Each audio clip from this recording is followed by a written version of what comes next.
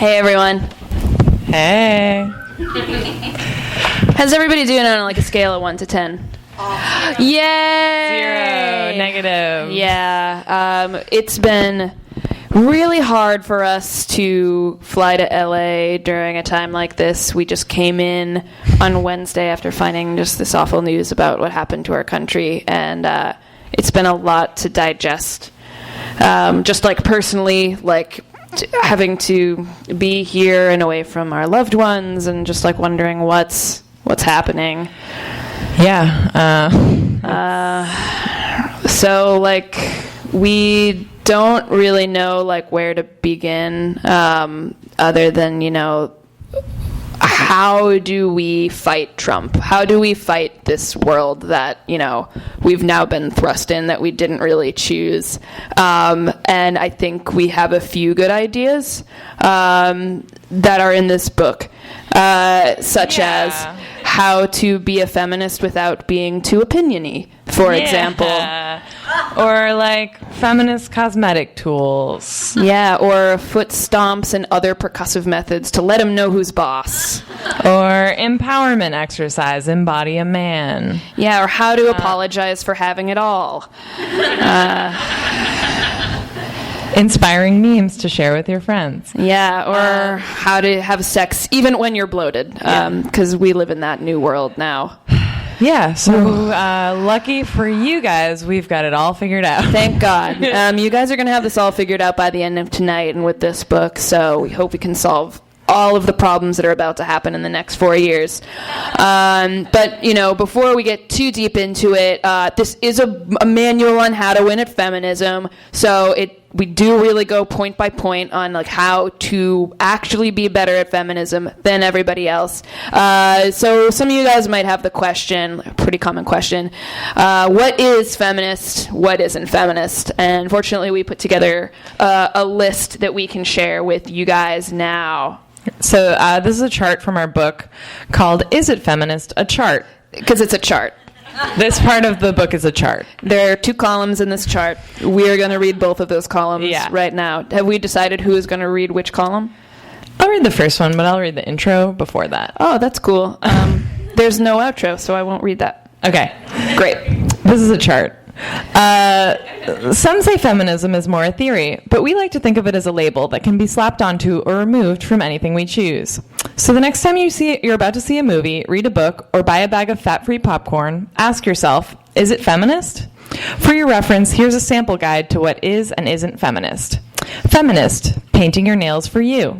Not feminist, painting your nails for him. Feminist, erotica. Not feminist, porn. Feminist, your vibrator. Not feminist, his dick. Feminist, dark chocolate. Not feminist, milk chocolate. Feminist, C-sections. Not feminist, vaginal births. Feminist, sexting. Not feminist, texting. Feminist, Whoopi Goldberg. Not feminist, whoopee cushions. Feminist, bubble baths. Not feminist, oatmeal baths. Feminist, lifesavers. Not feminist, candy canes. Feminist, Moesha. Not feminist, brandy. Feminist, oysters. Not feminist, pearls. Feminist, body wash. Not feminist, soap on a rope. Feminist, books. Not feminist, spicy trail mix. Feminist, dance. Not feminist, magicians. Feminist, plastic applicators. Not feminist, lice. Feminist, whoopee. Not feminist, making whoopee. Feminist, the moon. Not feminist, the sun. Feminist, Magic Mike. Not feminist, Magic Mike XXL. Feminist, the pill. Not feminist, condoms. Feminist, death by chocolate. Not feminist, the death penalty. Feminist, yogurt. Not feminist, go-gurt. Feminist, having it all. Not feminist, having a ball. Feminist, 50 Shades. Not feminist, of gray. Feminist, tacos. Not feminist, burritos. Feminist, feelings. Not feminist, facts. Feminist, tigers. Not feminist, lions. Feminist, Oakland A's. Not feminist, San Francisco Giants. Feminist, spinning. Not feminist, cycling. Feminist, coughing. Not feminist, sneezing. Feminist, having a stroke. Not feminist, burning toast. Feminist, Bell's palsy. Not feminist, Lyme disease. Feminist, hi. Not feminist, hello. Feminist, pissing. Not feminist, peeing. Feminist, tote bags. Not feminist, other kinds of bags. Feminist, riding a horse. Not feminist, eating meat. Feminist, herb gardens. Not feminist, electrical fires. Feminist, knowing CPR. Not feminist, being an EMT. Feminist, punching. Not feminist, kicking. Feminist, Not feminist, yum. Feminist, standing. Not feminist, sitting. Feminist, almonds. Not feminist, peanuts. Feminist, coconut milk. Not feminist, actual milk. So Well, I think you see where we're that going. about covers it. Yeah. Oh my gosh. Thank you guys all for coming tonight. We want to welcome up a stand-up and a friend of Reductress. She's Mo Welch. She's host of the Mo Show at UCB and also a co-host of Comedians You Should Know over at the Improv. Please welcome Mo Welch.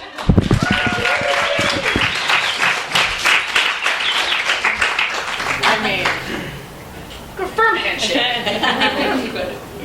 Thank you. Guys, give it up for Reductress and this beautiful book.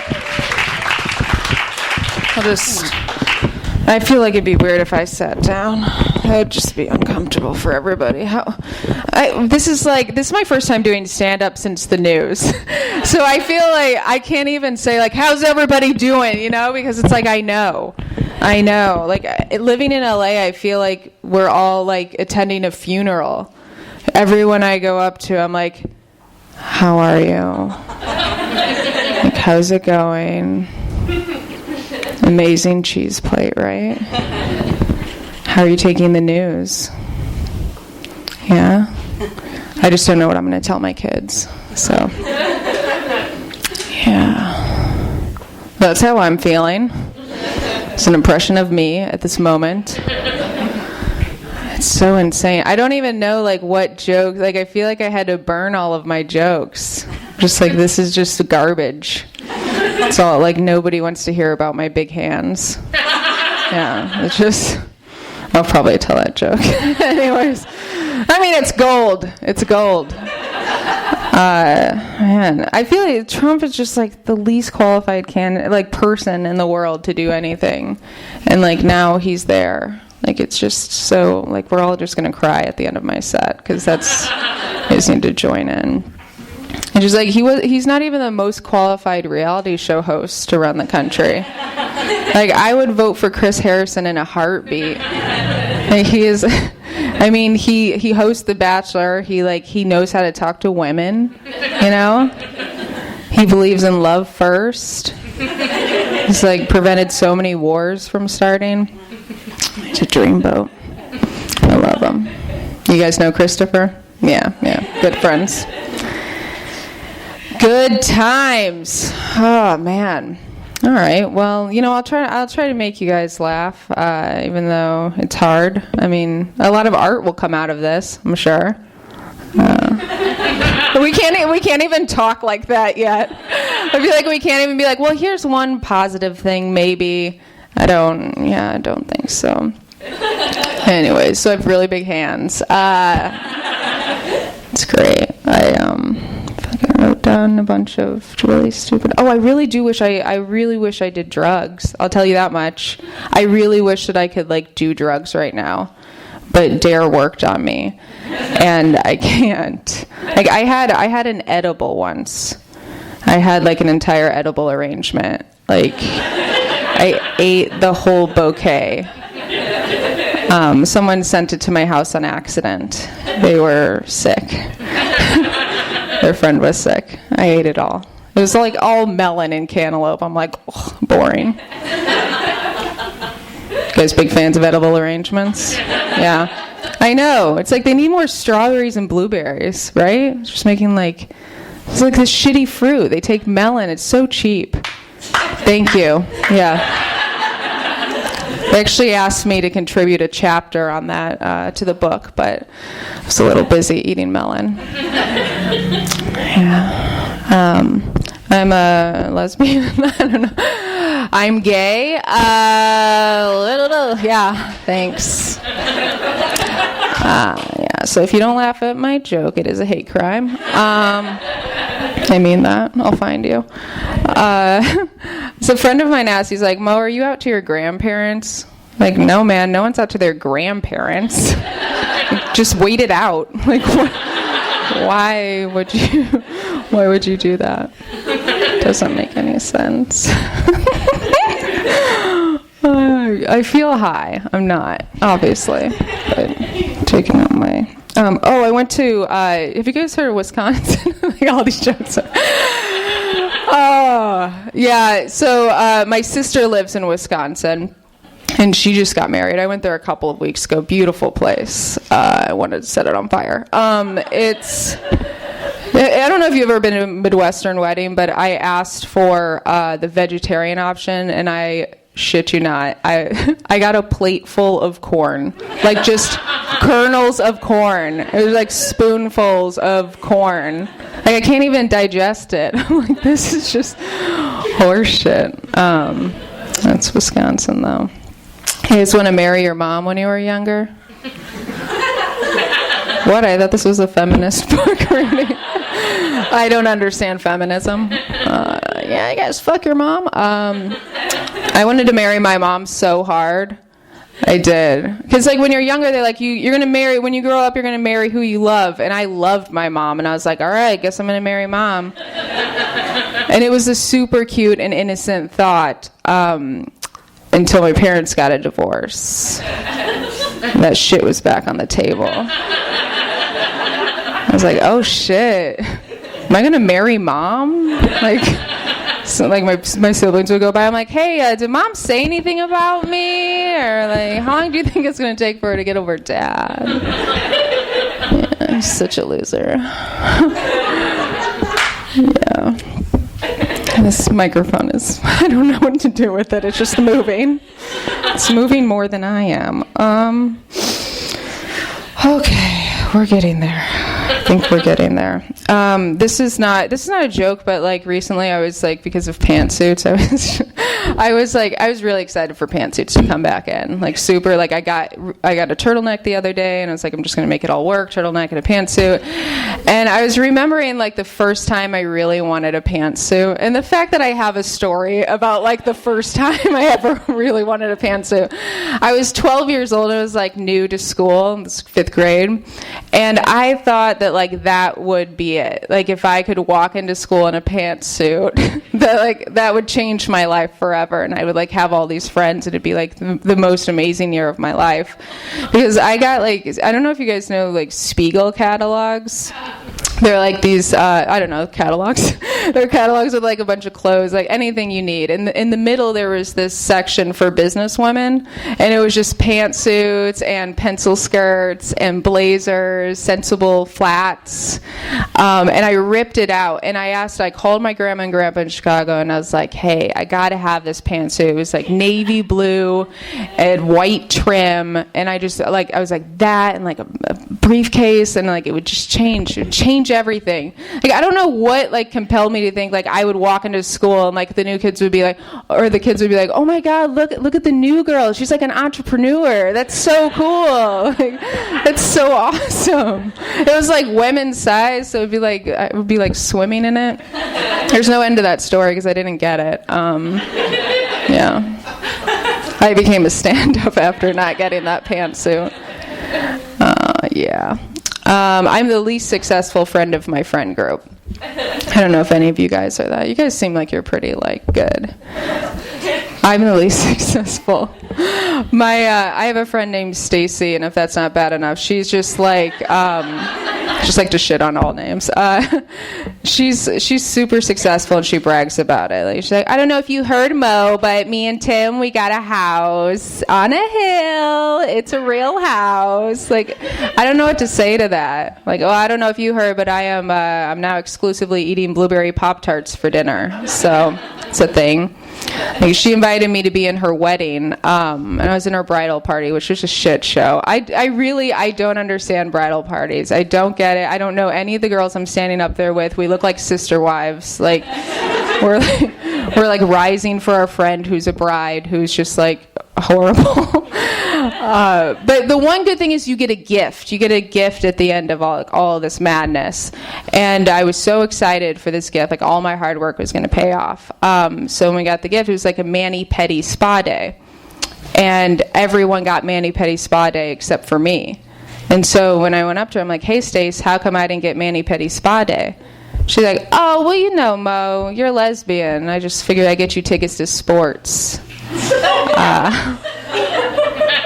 To which I said, actually, Stacy, nail care is very important. Because this is my dick. So it's like, keep this shit clean, you know? You know, we're just like, yeah, I know some girls understand what I'm talking about here. Other girls want to know. Men are barfing. Thank you. I think that's all. I just want to leave you on that, like, weird thing. But thank you. Thank you for coming, and thank you for listening.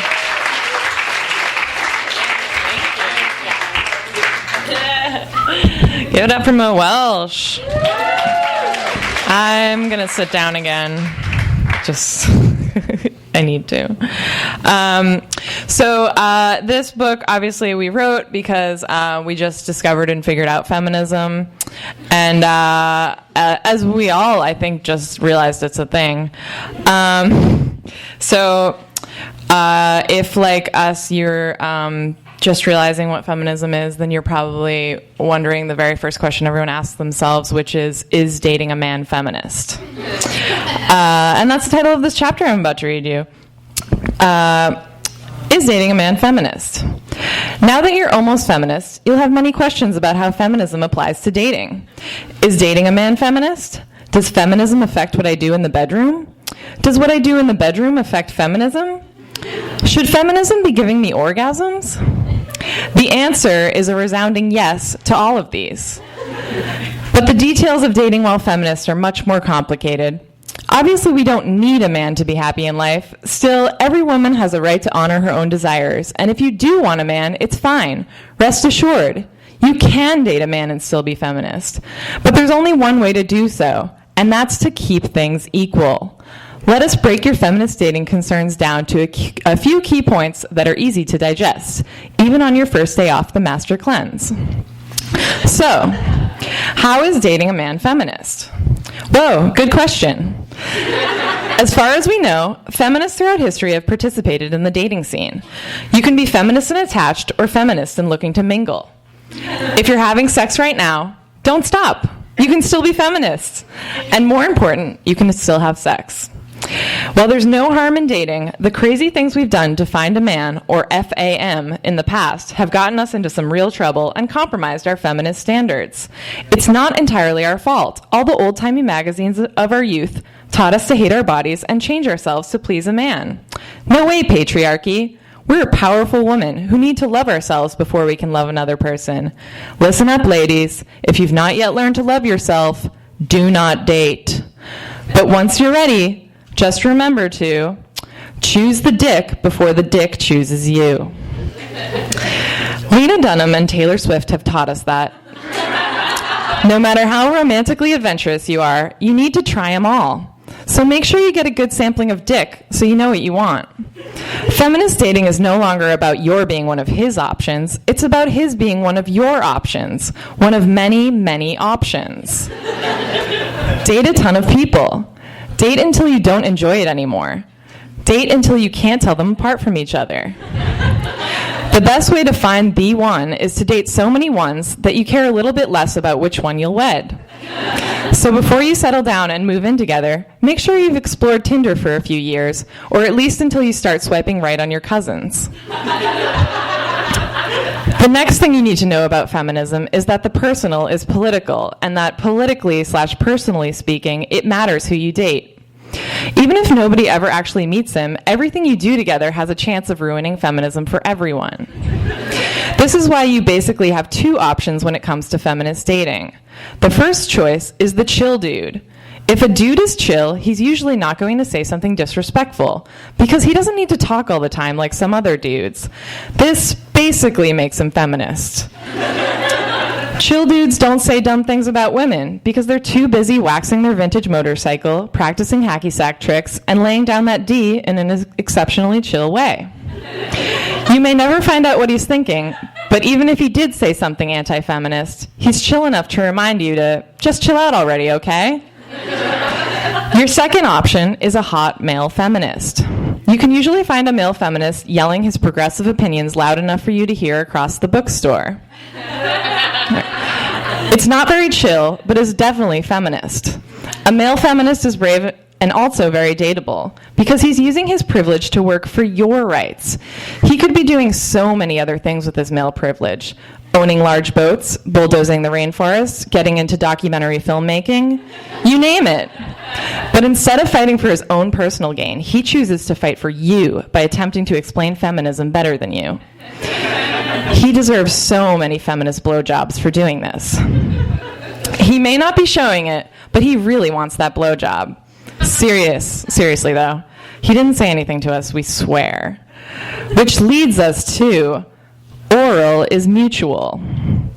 All feminists give and receive oral in exactly 50-50 proportions.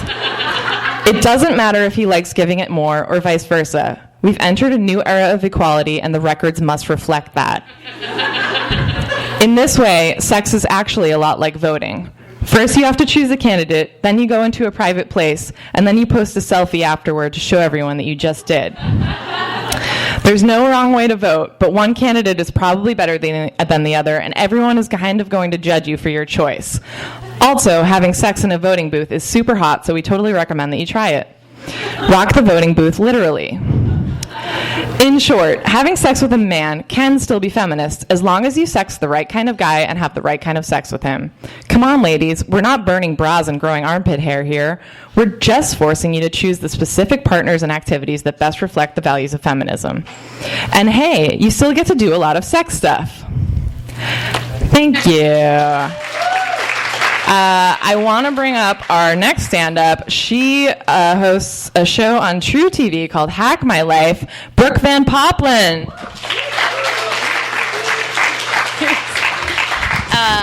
Wait, did we already discover these don't come out? So it's going to be a little, soft shoe. First, well, okay. That's one choice. We're going off the stand. First of all, I'm so excited there's a book because I've been a huge fan of this site for a long time. Have you guys? It is laugh out loud, guffaw, funny. I love Reductress, and I'm so glad. I hope this will be the first of many books they put out in a series. Give them a round of applause. Yay. Come out here. I don't know. What do we do? We're so close to each other. It's a lot. I just turned 38, and my style is going backwards. I call this look sexy toddler. I don't know what's like every clothing choice I'm making recently, just like every article of clothing involves becoming completely undressed to pee. So I'm like an actual baby being changed. I'm like, put me on a dating pad. Like, I mean, at this point, someone should just wipe my butt. But anyways, it feels great. I like this choice I'm making with my outfit. It's been a sad one. Who's been eating chili all week? Just drowning their sorrows in some comfort food. Just burping out loud. Just it was weird to leave the house, I gotta say, but it's good to be here. You know what I'm saying? We're in good company, I think. And but I'm acting like that's not how I usually am. I have a lot of trouble leaving the house. I'm in a symbiotic relationship with my sweatpants, ladies. Soft pants, men, you too. It's great. I just kind of am in this phase where every time someone invites me to go out, I'm like, oh, stop cock blocking me from my sweatpants. Like, it just feels so aggressive. I want to stay home. It was hard to put these on, get out of the softies. I call them the softies. And I laid them down on my bed, and, this is, whatever, just a little glimpse into my life. I was like, shh, Mama's just going out for 90 minutes. She'll be back. So it's good. It's good to be out of the house. Usually it's white wine and pet finder. Hello. Friday night. It's Friday, right? I've lost all track of space and time.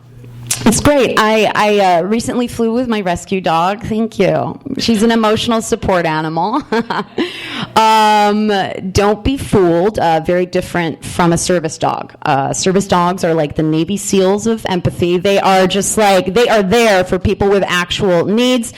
Emotional support animals, it's for people who have weed doctors who can write them notes so their animal can fly in a plane with them. My dog is a garbage dog. I love her dearly, but she's literally from a dumpster and has no business being on a commercial airline.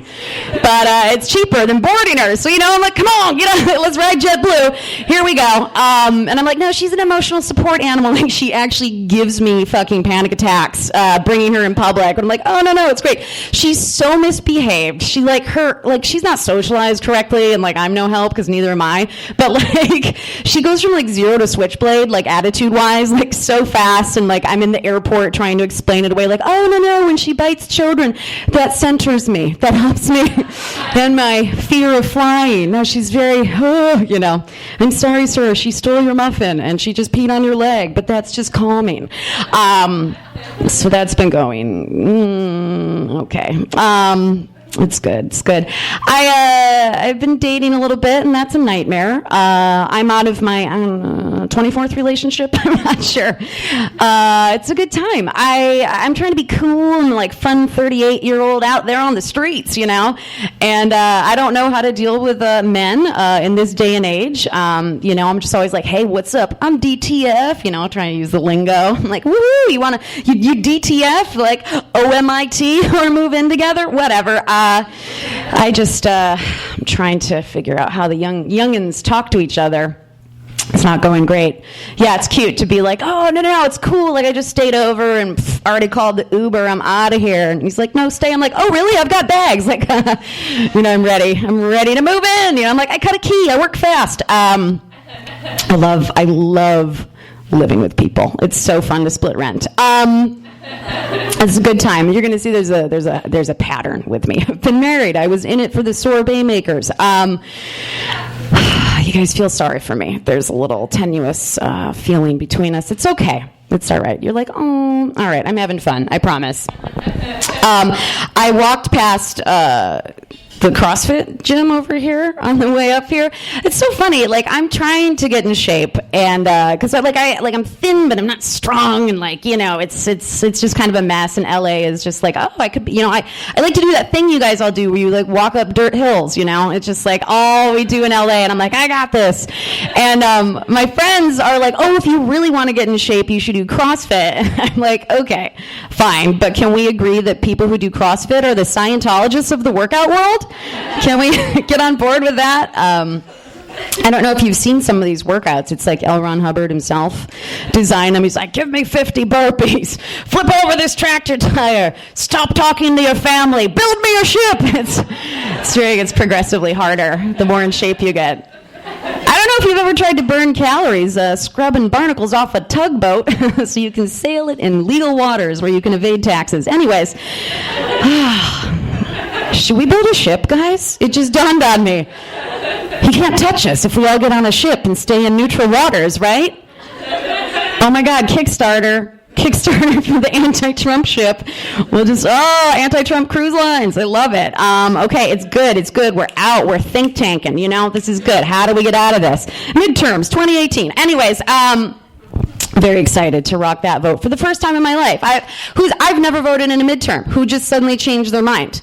I did. Okay, you guys are good civilians. I'm new here. I met in California. Always. Sorry. I'm a little bit of primaries and general election only, but I am now going to become a midterm voter, and it feels exciting, right? If you can feel excited about it, I know. Are we all a little sad? It's okay. But I'll get out of here in a minute. I didn't see a little flat. There we go. I was like, I can't see you. I do have a fun little thing. I like dating younger guys. I was mentioning that. Because I'm the oldest in my family. I'm independent. I'm kind of bossy. And a guy who knows who he is is not for me. No thanks. No, I like a real DIY project of a dude, a little fixer-upper. Just like, oh, let me mold you. You're so stupid. They're lovely. I kind of like run a rescue program a little bit. That's sort of what I do, I realized. I'm like, I'll go to Austin or a smaller city like Portland, and I'll pick out like a real dirty young guy, and I bring him back to one of the big cities, and I like cut his hair and give him a bath, and I help him dress better, work on his resume, After a few months, he starts to resent me. It's crazy, and I know that because he's peeing on the furniture, but I don't know, like young guys, it's my true medium. I love working with them.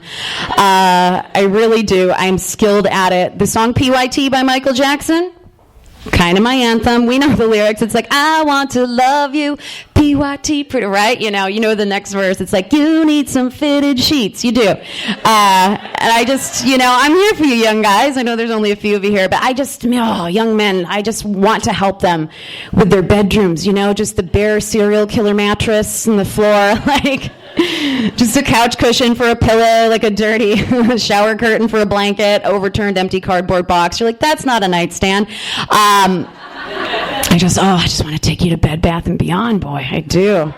Just let me take you by the hand. This is called a dust ruffle. I just get so excited doing that. And it's so cute because, like, being an older woman with a career, dating a young unemployed dude, like, hey, right now, in my situation, it's the closest I have to gender equality. I'm drunk with power. It's great. I mean, that situation's going to change. Don't get me wrong. But meanwhile, I'll take it. It's so cute. My young unemployed boyfriend, he always goes to try and, like, pick up the check at dinner, but, like, it's cute. He does that sort of nervous move where he's like, I missed, It's like, my wrist is weak. Like, he just couldn't, just clamp down on the checkbook. It's so cute, and I'm like, I'm like, next time, buddy. I don't want him to feel bad. So I'm like, you can take my credit card up to the waitress like a big boy, and pat him on his bottom. I'm like, hey, chief, you get up there. I don't know. I think that's a little fetishy maybe on my part. I like this dynamic a little too much. But I've also never been the girl, like, what are you going to do? Like in college when you have no money, and we all know those friends, maybe we've been that person who when you're younger, you're like, I want to go to the club and I don't have any money. So I'm going to pretend to sleep with a guy so he'll buy me drinks. And it's like, no, fuck you. That's a shitty business plan. That's not how you get an LLC in life, my friend. And it's like, my mother raised me. She's like, always have $30,000 so you can cut and run. Which is like, it sticks with you when your mother says something like that to you. So like, even at a young age, I was like, no, if you don't have any money, we don't pull that shit where we pretend to sleep with guys for free drinks. We got to be feminists about this, all right? We're going to go to the bar. You don't have any money, you want a free drink, here's what you do. You lean in, ladies, and you steal a free drink. You just steal it when someone's not looking. Unattended one, all right? Just like dead soldiers, glug, just go on down the bar. Sure, maybe you swallowed a cigarette, but you've got your dignity. You do. You guys have been lovely. Thank you so much for coming out to support the ladies and How to Win At Feminism.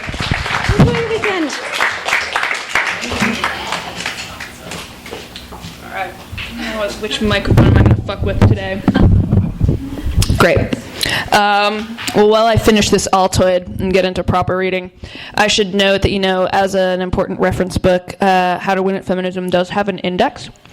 So, it's a good reference point so that you can, like, pinpoint multiple important things. I just wanted to share a few, such as clothing, see fashion, consciousness braiding, consciousness raising, Couric, Katie, Dan, with a hat, dating, chill dudes, dating apps, DeGeneres, Ellen, Bench, Dame Judy, DeRossi, Portia, designer handbags, dick versus vagina, diva cup, door slams, dropping stack of papers, Dr. Quinn, TV show character, Dunham, Lena.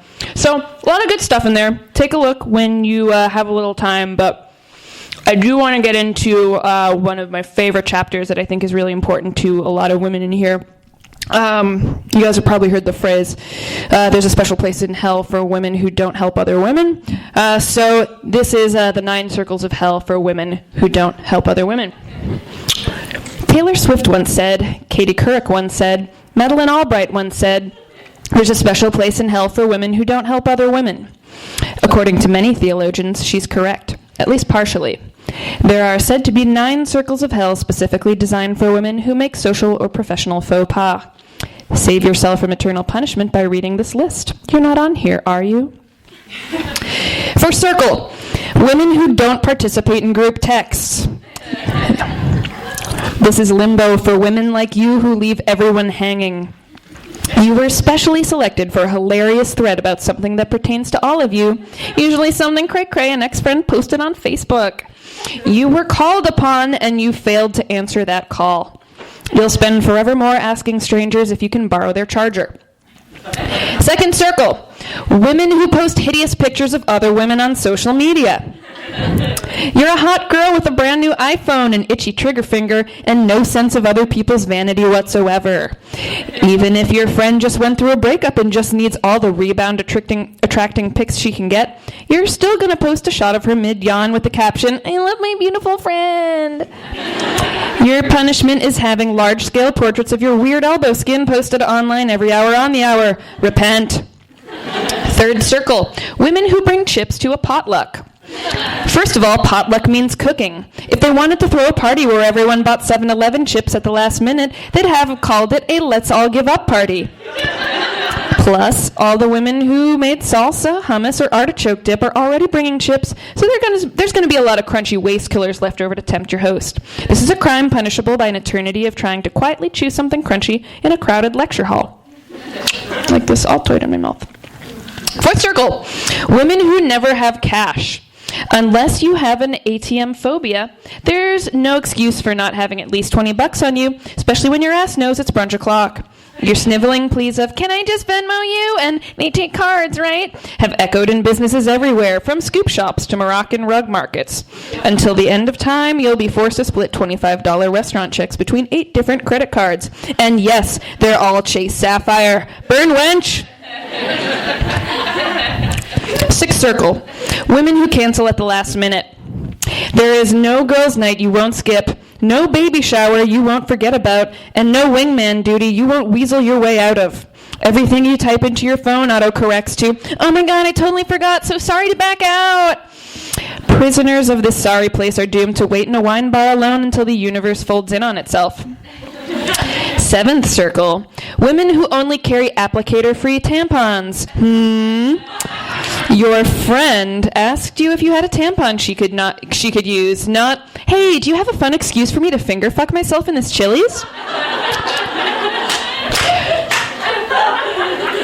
Her polite, confused smile means, "I'm now going to shove a wad of toilet paper in my underwear. Thanks for nothing." But you still give her a smug, "You're welcome." Your unrepentant earth friendliness will have you spending the afterlife with bloody fingernails. Eighth circle, women who claim to be still full. Look, we all do adorable things so that guys will have sex with us. We sing beautiful songs, we volunteer with the elderly, we even bleach our buttholes. But it's too low of a blow to start rhapsodizing about your huge lunch. That shit is in the past. We are at a barbecue right now, and it's time to dine. No woman can compete for D with a girl who's painfully nibbling the corner of a watermelon wedge. You're doomed to be in a long line for plastic cutlery for all time. And finally, the ninth circle, women who say, "Aww," at you. Your friend mentioned something slightly vulnerable. She got through a whole hot yoga class without going in a child's pose, or is thinking about signing up for Match.com. A non-garbage person would say, "Cool," but you slither into the conversation with the most condescending sound ever. Aww. In just one syllable, you have declared, "I am better than you. You are nothing." Your punishment is to be an adult baby forever and ever. Aww. And that's it on that. I want to bring Beth back up here. So we had a question to throw at you guys, and this is kind of a very important piece of research for our company. Search your souls here with this one. Yeah, so show of hands. How many people in this audience have a type of milk in their fridge? Show of hands. How many people have 2 types of milk in their fridge? How many have 3 types of milk? Oh my god. How many have 4? Oh my god, really? 4 types of milk? How? Can you name them? Almond milk, we have the regular milk, the lactate milk, and the baby formula. Baby formula counts! Baby Congratulations! formula. What's your name? What's your name? I can't hear it. Louie? Come up here. Meet us halfway. Meet us halfway and get a Reductress tote. Yeah, we have a beautiful baby bag for you to carry your diapers and baby formula in. Probably going to need a bigger tote than that, though. But that's a start. 4 types of milk. That's so aggressive.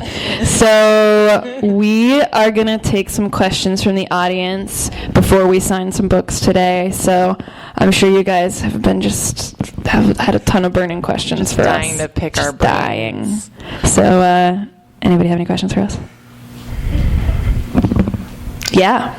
You have an office in New York, right? Correct. Yes. Are you gonna like open up another office somewhere, or are you sticking in New York? Yeah. If you saw how tiny our office is right now, you would laugh, I guess. So our office, like let's say you take like from there to there and then come up to about here. That's our office in a co-working space. So our next big plan is to maybe like double that. That's a big goal of ours. And Like then add a chair. Yeah, like one chair for the part-time employee on the floor. But yeah, I mean, we would, in a perfect world, we would love to be here too. I mean, unless, given this current turn of events, the economy just starts like wildly taking off. Yeah. And the internet is suddenly the most lucrative business. Yeah, we're still holding out for it. Yeah, thanks. Yes. How did you guys start Reductress? How did we start Reductress? So we met doing sketch comedy in New York City.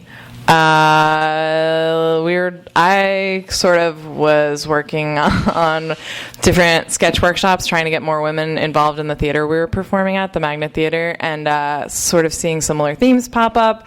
Also was like just looking for more opportunities to get my own work out there where people might actually see it without like dragging a bunch of wigs to a theater. And I just kind of randomly had the idea for a fake women's magazine, and I emailed Sarah and I asked her if she would be interested in doing it. Yeah, so we spent 4 just humiliating months, just really, like, everyone's like, are you working on your little blog? Isn't that cute? But we were building the site. But and meanwhile, we were working hard. we were working hard for nothing.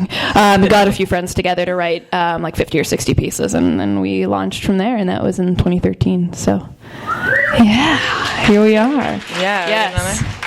What women's magazines, like from your past, do you find yourselves drawing the most on to satirize? If you have an answer to that. I don't think I have one. Yeah, I think it's just sort of like just everything and like our entire culture and like everything that was ever said to me between the age of like 10 and now. Yeah. Yeah. You know how it's like you don't remember what they say, but you remember how they make you feel? It's just like, there was just a collective feeling of like dread and inadequacy from my like teen years of reading like YM and 17 and everything. So, yeah. Wish I could pick one, but... Yes. Was there anything that you purposefully like took away from and tried to preserve from The Onion in Reductress, and anything you wanted to like react against that The Onion did that you wanted to put in Reductress? So I briefly interned at The Onion when I was very young, but more with like the video department of The Onion. And what I loved about it was just their process of getting a ton of pitches and like whittling it down to the best ones, and like being very particular about the headline and the joke. Because if you have a really strong idea to start with, obviously it makes your work much easier from there. But what we did differently was like we wanted, I mean, first of all, it's a women's magazine and not a newspaper, obviously, but we did want to make sure that we very much had our own voice and we're doing our own thing, because obviously there's a lot of copycat Onion sites out there and a lot of people hate them, and we knew we would get written off for that very quickly if that's what it looked like we were doing, not to mention the fact that I feel like a lot of people saw us doing like a girly thing and they were like, oh, cute, you know? So yeah, we were trying to like really make it laser focused and show people like what the tone of this was. Yeah, and I guess in addition to that, you know, moving away from the kind of area man, like general foibles of humankind, we wanted to focus in on stuff that maybe wouldn't pass muster at The Onion, but is like very specific to like the female experience, that, you know, we could kind of point out that minutia a little bit and celebrate it and make fun of it too. And a big part of the voice from the beginning was the condescending tone of women's media, which I feel like is not really a part of what The Onion does. So Yeah. Was there one moment or like a retweet or like a re-Facebook where you guys were like, oh my god, like this is it, like we've arrived? I don't know. I feel like like when you guys did that like all sexual assault issue, it got like so much press, but was there anything that was even like more personal for you guys? Like, oh, this person who I admire, like, I know that they're reading our stuff. Yeah, there's been a couple of people we admire that like sort of like patted us on the back, I guess, online. Rob Delaney has been pretty supportive on Twitter, so that's been cool for us. Andy Richter has been supportive. All dudes? I don't know. Men. What's up with that? I only want male validation. Yeah, exactly. That's what means the most to us. Men love us. Yeah. But yeah, I mean, it's one of those things where like it feels like good to get press, but there's just as many days when like nothing happens, so it's kind of good to just like be like, you know what, just gotta keep plugging away at it every day and like take it for what it is. And also now that we've gotten press over the years, it's like you realize how little certain press means, like just in terms of like website traffic or career or anything. You're like, oh, that was cool, and then it's like the next day it's like nothing had happened. So sorry, that was really inspirational. I know. Don't try anything in life. Yes. What was your inspiration for writing the book? Ooh, great question. Our inspiration came from a lot of what we were seeing in the media's representation of feminism. It was very reductive and misinformed, and it tended to celebrate a feminism that only celebrated people who had spending power and tended to be like white mainstream women. So a lot of the book is kind of a parody of this women's media's take on feminism that isn't necessarily encompassing all of the feminisms and all of the things we actually value as feminists. Yeah. I think it's like a little more focused on like looking like a feminist than actually achieving any feminist goals. Yeah, and the many, many double standards that come with like the media's packaging of feminism. Yeah. Where do you source your articles from? Do you all just get ideas together? Do you staff writers? How does that? Yeah, we have a bunch of contributors who email us pitches, usually like once a week, and we take like maybe 10% of those. Yeah, pitches. maybe even less these days. But yeah, and then we have an in-house staff now, a small team, and we'll kind of like bat around topical ideas and try to find stuff to target in the news. Yeah. Oh, wait, were we? Go ahead. Yeah. All right, so the night of the election, after the results came out, I walked through a bar to the bathroom, and a guy leaned over and said, "Smile." And obviously, this isn't the first time this has happened. I was wondering if you have the perfect comeback for... Oh, my God. I'm shocked into silence every time. Die? Did someone say die? Yeah, I like die. Yeah, I like that one, I think. Good. Yeah. Whoever said that was the right answer. Yeah. Support. Reductress endorses that. Sorry, someone over here had a question. Yeah. Yeah, my question was, if we want to write for Reductress someday, what should we do? So we're now looking at new writers on like a quarterly basis, so you can email apply at Reductress and they'll send you the info when that time comes. Correct. I validate that. Die. Yeah, any other questions? Yeah. I'm trying to think how to word this. I guess I'll just do it basically. Like, do you have any favorite headlines that like pop out when I ask that question? Like something that just made you like fall on the floor, like, haha. We really love "I'm a lady in the streets and a haunted clock tower in the sheets." Yeah. Why I stopped meditating and started screaming. We're piercing my baby's tongue. Here's why. Yeah. And I think one from this week was women run off to the hills to form actual pantsuit nation. Yeah. I mean, there's so many. It's so hard many. to pick. But So many. That's some. All right, I think we got time for like one more question. I saw a man had a question number 2. There's no shame in that. Do you guys have any plans to start doing videos? Yeah, I mean, we've had plans to do it for a long time, but there is literally like 2 of us plus 3 part-time people, so it's like we don't have the bandwidth necessarily to do it as well as we want to. Do we want to? Yes. Absolutely. Someday. Yeah. Cool. All right, with that, we're going to encourage you guys to get books and get them signed. If you will line up along this side, and you will be able to speak to them and get your autograph signed, and we're going to give them one more round of applause. You've been listening to the Skylight Books Author Reading Series. Don't forget that you can listen to this and all of our other great podcasts at skylightbooks.com. Thanks again for stopping by, and we hope to see you soon.